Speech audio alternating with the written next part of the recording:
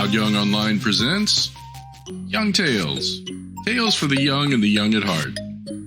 Today's story, Iron John by the Brothers Grimm.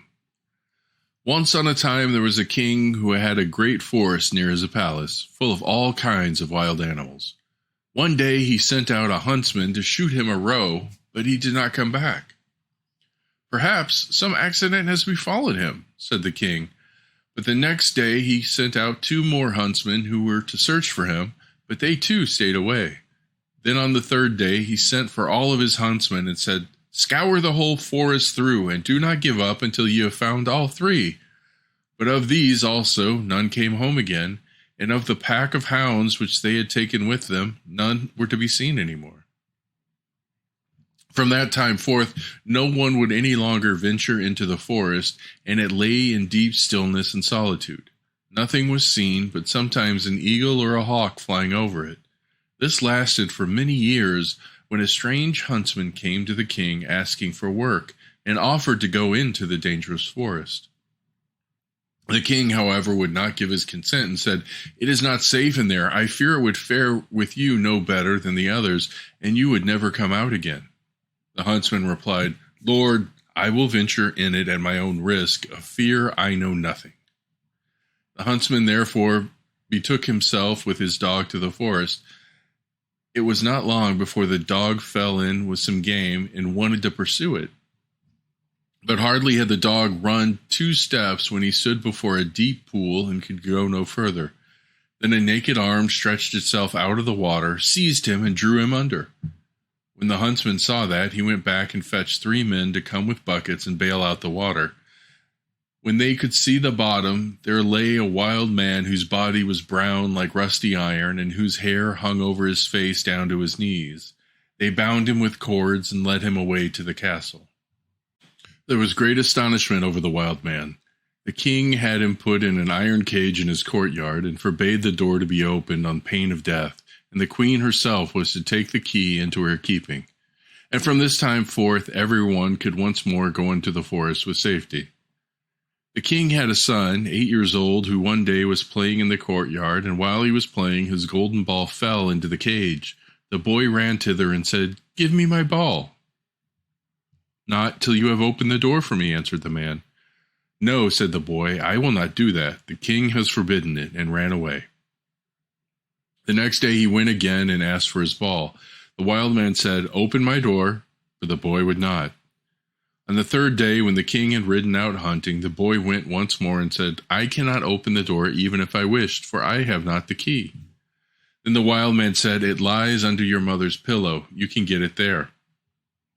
The boy wanted to have his ball back, cast all thought to the winds, and brought the key. The door opened with difficulty, and the boy pinched his fingers. When it was open, the wild man stepped out, gave him the golden ball, and hurried away. But the boy was afraid. He called and cried after him, "O wild man, do not go away, or I shall be beaten."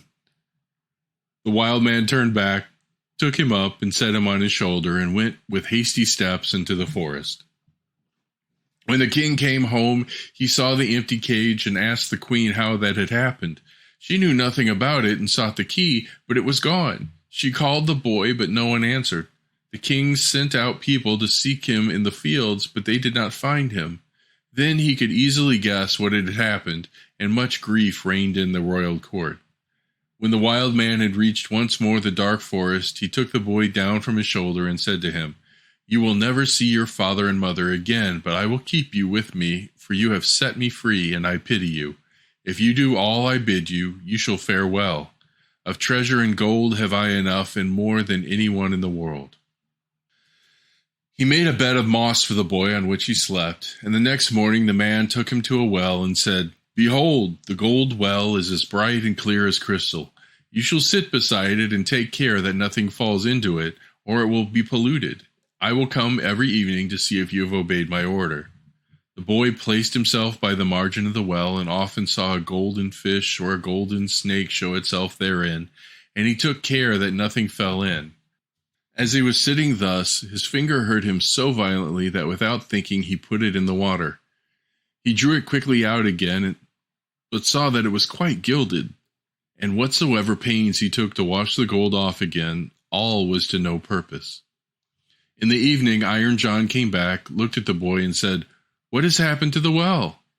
"Nothing, nothing," he answered, and held his finger behind his back that the man might not see it. But he said, "You have dipped your finger into the water. This time it may pass, but take care that you do not let anything get in." At daybreak, the boy was already sitting by the well and watching it. His finger hurt him again, and he passed it over his head, and then unhappily a hair fell into the well. He took it quickly out, but it was quite gilded.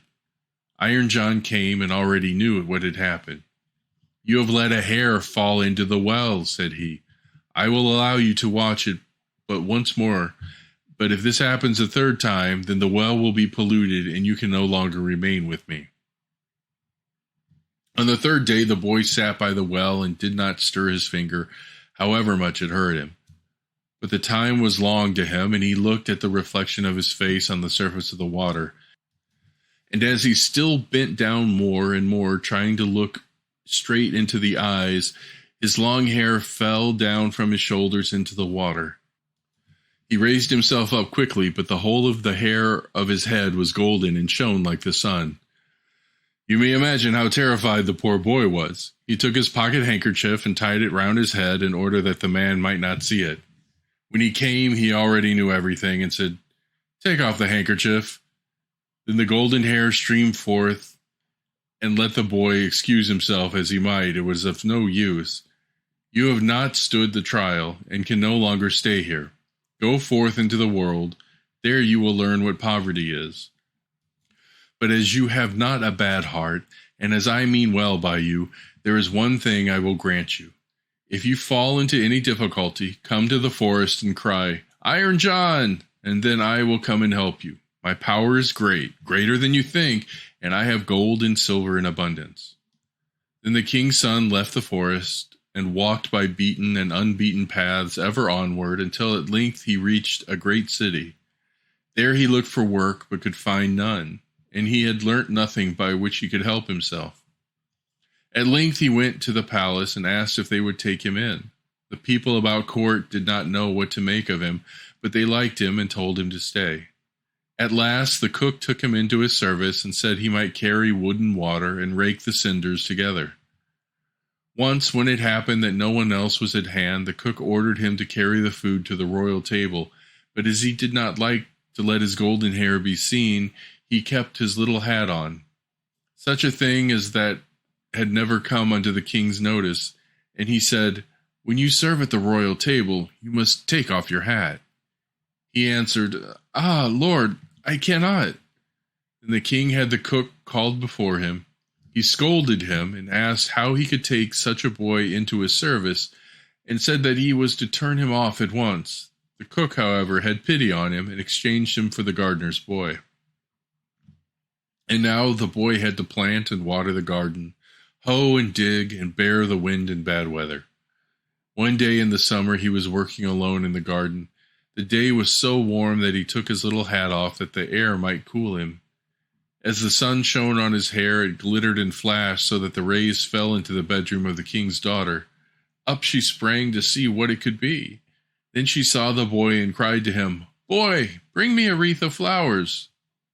He put his hat on with all haste and gathered wild field flowers and bound them together. When he was ascending the stairs with them, the gardener met him and said, "How can you take the king's daughter a garland of such common flowers? Go quickly and get another and seek out the prettiest and rarest." "Oh no," replied the boy, "the wild ones will have more scent and will please her better." When he went into the room, the king's daughter said, "Take your cap off. It is not seemly to keep it on in my presence." He again said, I cannot. She, however, caught at his hat and pulled it off, and then his golden hair rolled down on his shoulders, and it was splendid to behold. He wanted to run out, but she held him by the arm and gave him a handful of ducats. With this he departed, but he cared nothing for the gold pieces. He took them to the gardener and said, "I give them to your children. They may play with them." The following day the king's daughter again called to him that he was to bring her a wreath of field flowers. When he went in with it, she snatched his hat and wanted to take it away from him, but he held it fast with both hands. She gave him a handful of ducats, but he would not keep them and presented them to the gardener as playthings for his children. On the third day, things went just the same. She could not get his hat away from him, and he would not have her money. Not long afterward, the country was overrun by war. The king gathered together his people and did not know whether or not he could overcome the enemy, who was superior in strength and had a mighty army. Then said the gardener's boy, I am grown up and will go to the wars also. Only give me a horse. The others laughed and said, Seek one for yourself when we are gone. We will leave one behind us in the stable for you. When they had gone forth, he went into the stable and got the horse. It was lame of one foot and limped, hobbledy-jig, hobbledy-jig. Nevertheless, he mounted it and rode away to the dark forest. When he came to the outskirts, he called, Iron John! 3 times so loudly that it echoed through the trees. Thereupon the wild man appeared immediately and said, What do you desire? I want a strong steed, for I am going to the wars. Then you shall have, and still one more than you ask. Then the wild man went back into the forest, and it was not long before a stable boy came out of it who led a horse that snorted and could hardly be restrained. Behind them followed a great troop of soldiers entirely equipped in iron, and their swords flashed in the sun. The youth made over his 3-legged horse the stable boy, mounted the other, and rode at the head of the soldiers. When he drew near the battlefield, a great part of the king's men had already fallen, and little was wanting to make the rest give way. Then the youth galloped thither with his iron soldiers, broke like a hurricane over the enemy, and beat down all who opposed him. They began to fly, yet the youth pursued and never stopped until there was not a single man left. Instead, however, of returning to the king, he conducted his troop by side roads to the forest and called Iron John. What do you desire? Asked the wild man. Take back your horse and troops, and give me my 3-legged horse again. All that he asked was done, and soon he was riding on his 3-legged horse. When the king returned to his palace, his daughter went to meet him and wished him joy of his victory. I am not the one who carried away the victory, said he, but a stranger knight who came to my assistance with his soldiers. The daughter wanted to hear who the strange knight was, but the king did not know, and said, He followed the enemy, and I did not see him again.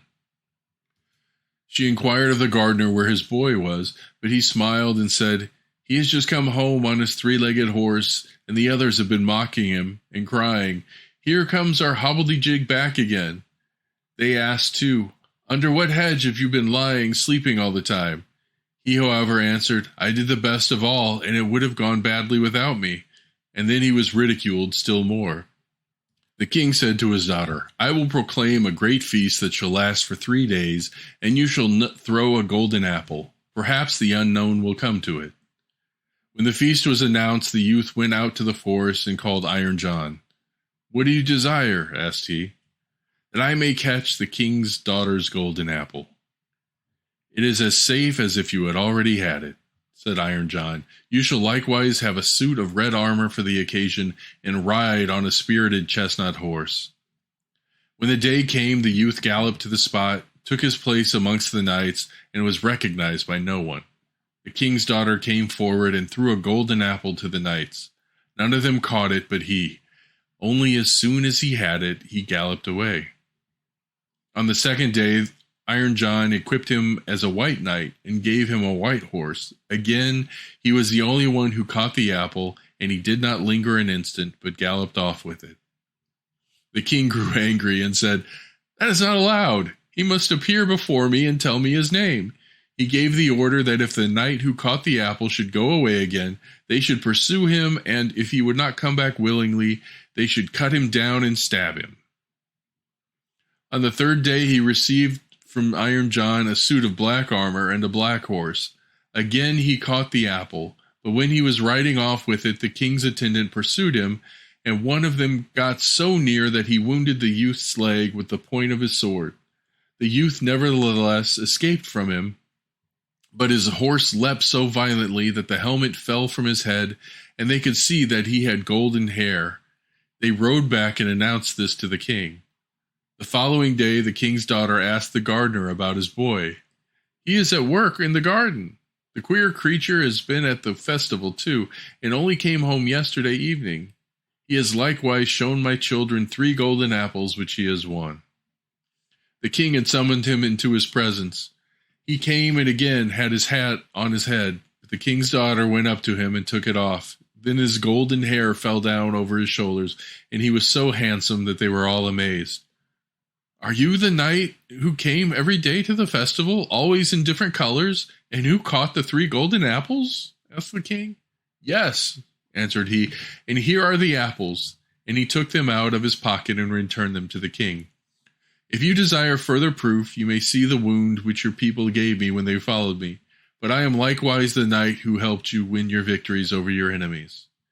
If you can perform such deeds as that, you are no gardener's boy. Tell me, who is your father?" "My father is a mighty king, and gold have I in plenty, as much as I require."